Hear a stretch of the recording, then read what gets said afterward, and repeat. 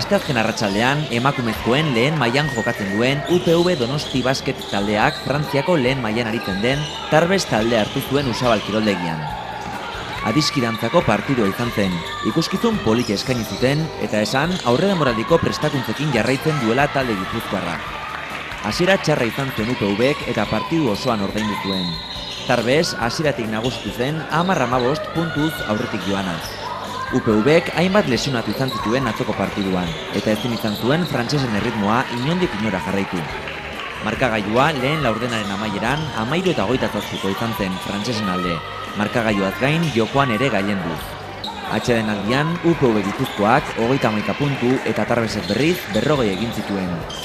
Bigarren zatian defentsa estutuz aldea murriztea lortu zuten. Hirugarren laurdenaren amaieran 10 punturen aldearekin aurretik jarraitu zuen Tarbesek, 48 eta 48ko emaitzarekin. Partidu aurrera joan ala, talde gipuzkoarrarengan nekia eragiten joan zen eta markagailuan islatu zen. Partiduaren azken emaitza 76 eta 79 izanik.